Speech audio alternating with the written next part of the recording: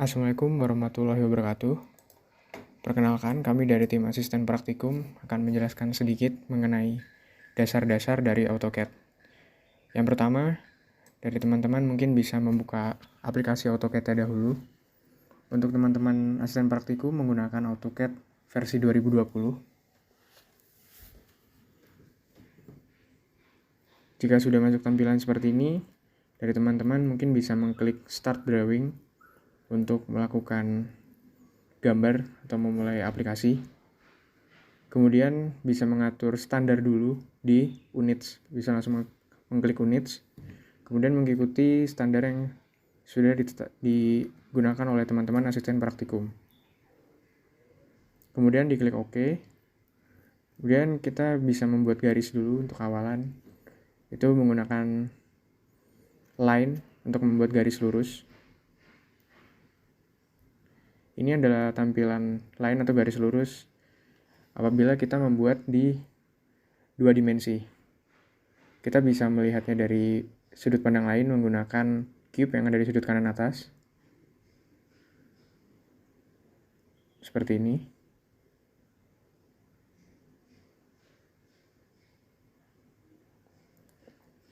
Kemudian kita juga bisa mengganti fiturnya menjadi 3D. Nah, seperti ini untuk tampilan fitur-fitur di 3D. Mungkin ini intermezzo sedikit saja.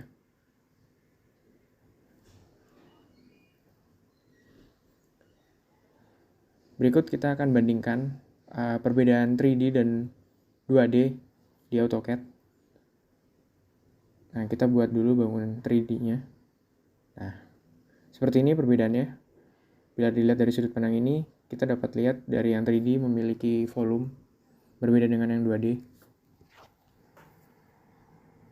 Kemudian ini ada macam-macam view yang disediakan oleh AutoCAD. Selanjutnya kita bisa mengklik custom view ini untuk merubah-rubah dari sudut pandang. Fiturnya hampir sama seperti yang cube di pojok kanan atas ya. Kemudian apabila teman-teman mengklik min ini, itu akan muncul berbagai pilihan seperti ini. Jadi memiliki 2 layar yang dapat memudahkan untuk perbandingan. Cuma untuk kali ini kita akan berfokus menggunakan single saja.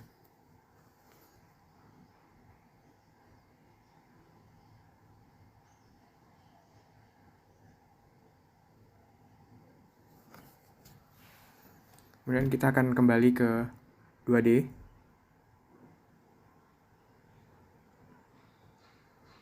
Selanjutnya kita akan mengenalkan beberapa panel bantu di sebelah kiri. Yang pertama ada fitur pen. Ini fungsinya untuk menggeser dari lembar kerja teman-teman dengan mengklik lalu mendrag. Kemudian ada fitur ini, dynamic. Fungsinya untuk mencari titik koordinat. Kemudian ada fitur orbit. Fungsinya sama seperti cube di pojok kanan atas untuk menggeser dan merubah sudut pandang. Kemudian kita akan berlanjut ke panel bantu di bagian bawah. Mungkin bisa di checklist seperti yang sudah ditampilkan di video.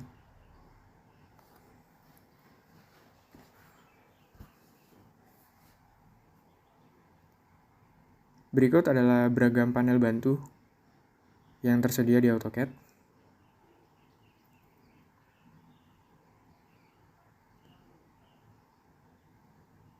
Yang pertama kita akan menggunakan fungsi grid. Grid sendiri fungsinya untuk merubah kertas yang kita gunakan di AutoCAD ini menjadi milimeter block. Kemudian ada alat bantu lainnya yaitu snap. Digunakan untuk mengubah dari pointer atau mouse sendiri itu jadi meloncat-loncat pada bidang kerja di AutoCAD.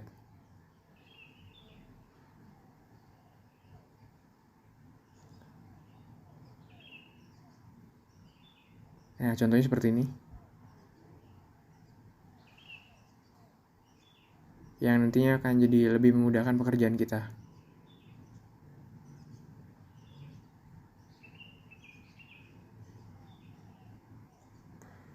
Untuk semua objek yang ada di sini, dari teman-teman perhatikan bisa select all.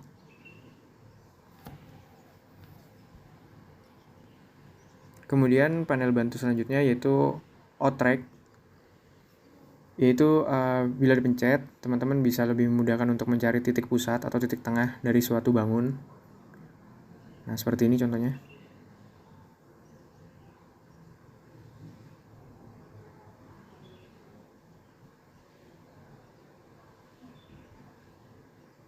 Kemudian panel bantu yang selanjutnya yaitu line weight, itu untuk bantu kita mengatur ketebalan dari garis yang akan dipilih atau yang akan kita gunakan.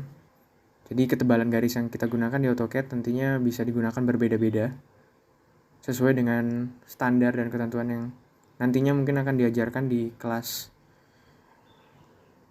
Kemudian fitur panel bantu ortho itu untuk membuat garis lurus. Jadi garis yang digambar akan benar-benar tegak, horizontal maupun vertikal. Seperti ini ya teman-teman.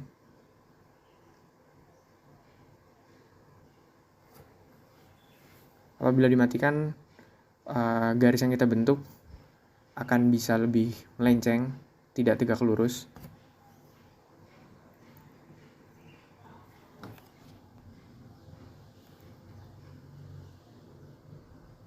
Kemudian selanjutnya adalah panel bantu polar yang digunakan untuk membuat sudut. Jadi kita bisa membuat sudut. Seperti ini saya contohkan.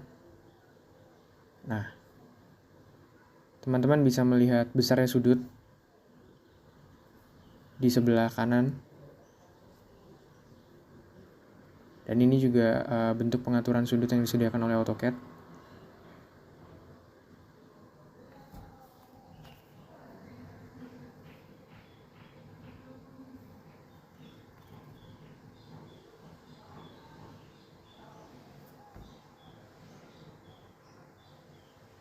Teman-teman bisa mencoba secara bebas untuk besaran sudutnya.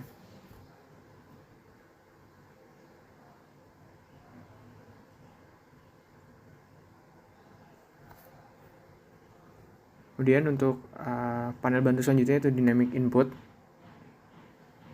Itu jadi lebih memudahkan kita untuk menentukan ingin membuat garis di koordinat sekian tanpa menggunakan fitur add. Jadi mari kita contohkan terlebih dahulu. Misalkan teman-teman ingin koordinat 300, kemudian dapat dilihat garis akan berubah pada koordinat sekian.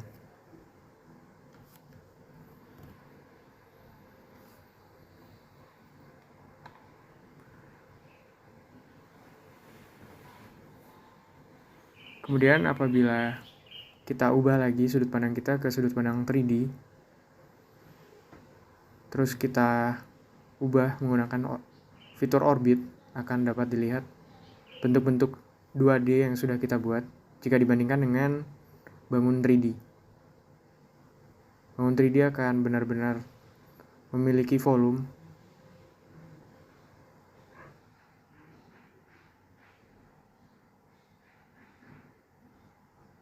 Dan kita kembali ke 2 dimensi terlebih dahulu.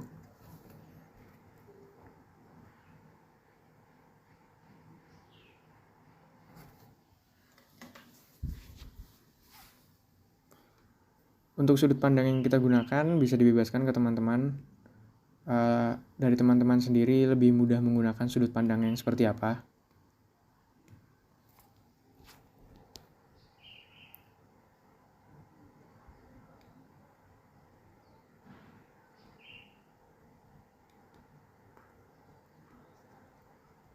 Selanjutnya kita buat beberapa garis bantu terlebih dahulu.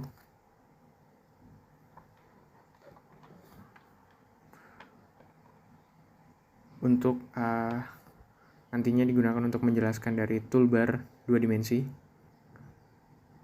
Sama kita toolbar draw itu kita gunakan untuk membuat garis, yaitu toolbar line, membuat garis lurus secara terpisah ya. Kemudian ada toolbar polyline, ini juga membuat garis, namun perbedaannya garis ini tidak terpisah, yaitu menjadi satu kesatuan. Seperti ini, tidak terputus. Kemudian ada toolbar circle yang digunakan untuk membentuk lingkaran, memiliki berbagai macam variasi, digunakan sesuai kebutuhan. Kemudian ada toolbar arch, itu untuk membuat garis melengkung. Berikut saya contohkan.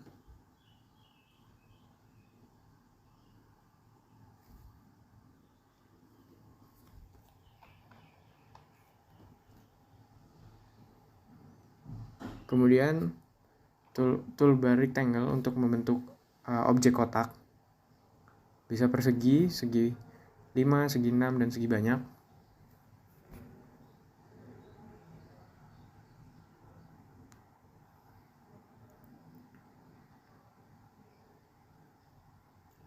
Kita membuat segi 5 dengan toolbar rectangle.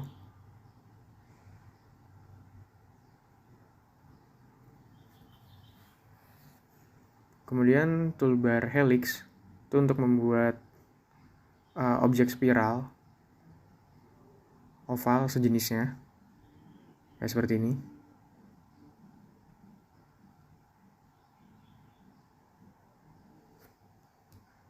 Kemudian kita akan masuk ke toolbar modify. Yang pertama ada move, yang digunakan untuk memindahkan objek seperti ini. Dia bisa dipindahkan ke manapun. Kemudian toolbar copy yang digunakan untuk menyalin objek seperti ini.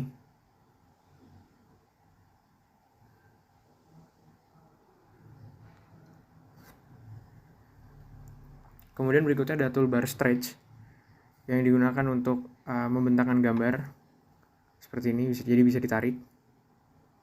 Kemudian toolbar rotate yang digunakan untuk memutar objek. Dan toolbar mirror digunakan untuk membuat salinan dari objek yang kita pilih. Seperti itu.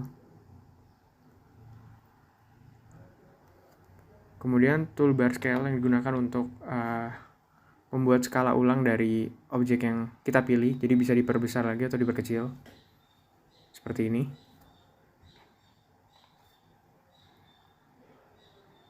Kemudian toolbar trim yang digunakan untuk memotong garis yang berpotongan.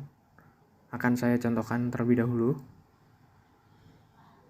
Oke, akan kita buat garis bantu terlebih dahulu.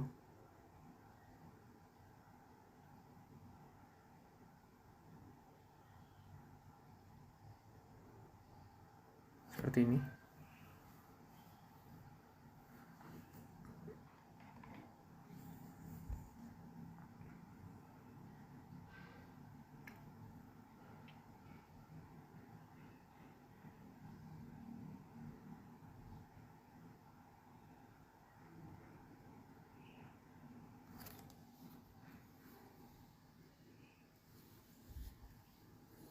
Dan kita geser sedikit, mencari space yang lebih luas.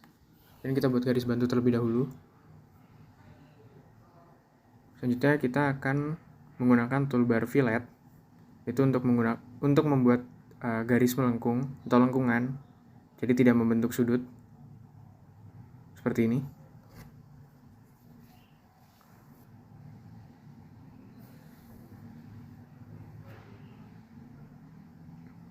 Dan ini contoh penggunaan toolbar chamfer.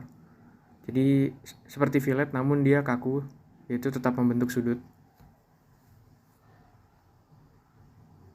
Kemudian kita gunakan toolbar blend curve itu untuk menyatukan dua buah objek, tapi menggunakan garis curve atau lengkungan.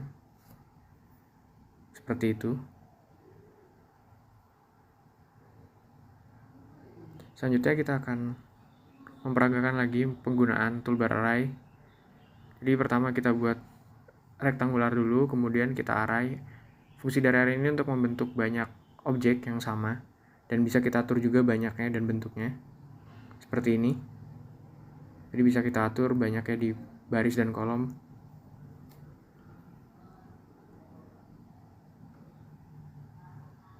Dan selanjutnya kita menggunakan toolbar path array. Berikut akan saya perlihatkan hasil dari penggunaan toolbar tersebut seperti ini.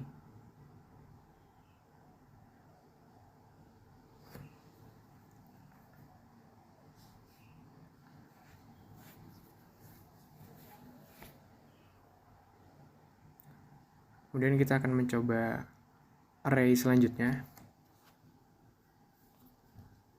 Kita buat dulu lingkaran bantu. Kemudian kita gunakan toolbar polar array. Hasilnya akan seperti ini. Ya. Banyaknya lingkaran serta jarak yang diinginkan bisa kita atur atau kita adjust di kolom ini. Dan bisa kita tarik juga untuk kerapatan lingkarannya.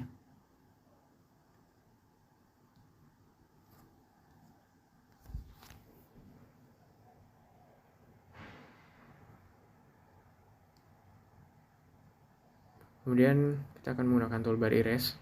Toolbar erase digunakan untuk menghapus suatu objek, berbeda dengan trim. Trim menghapus objek yang berpotongan, sedangkan toolbar erase akan untuk menghapus seluruhnya. Dan toolbar explode digunakan untuk memisahkan objek. Jadi yang tadinya array, mereka sebuah satu kesatuan. Jika di-explode akan menjadi rektangular terpisah, seperti ini.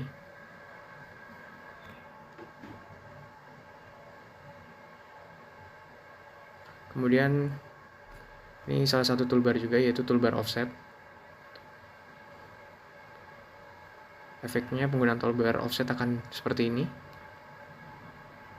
yaitu membuat sebuah objek yang sejajar dengan objek yang dipilih, seperti ini.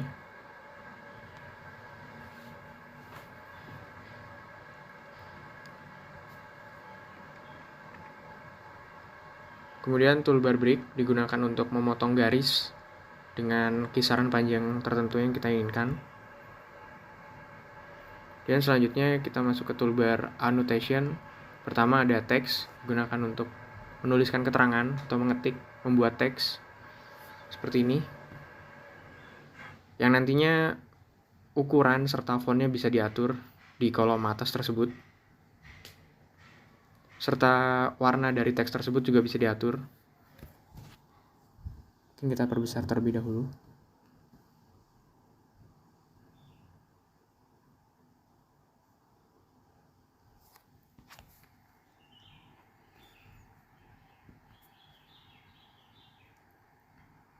Seperti ini.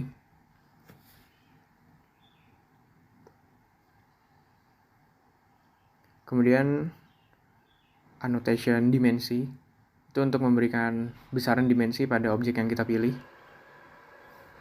Seperti ini. Untuk besar angka dimensi ini bisa kita adjust juga seperti yang tadi. Seperti ini. Mungkin bisa diikuti oleh teman-teman praktikan.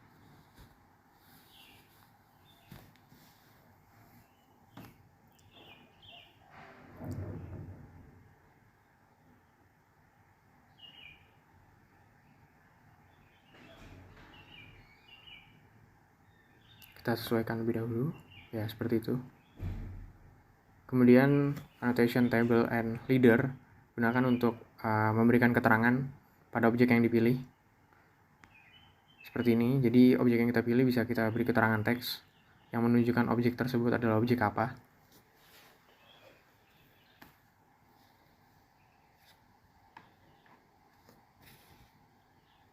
Sini juga bisa kita atur baik dari warna, ketebalan, serta jenis garis. Untuk warna bisa diubah-ubah seperti yang kita inginkan. Kemudian untuk line weight atau ketebalan itu juga bisa kita pilih, ingin menggunakan garis dengan ketebalan seperti apa. Serta jenis garis bisa kita pilih juga, itu bisa mau garis patah-patah atau tidak. Mungkin sekian presentasi dari asisten praktikum. Terima kasih sudah memperhatikan. Wassalamualaikum warahmatullahi wabarakatuh.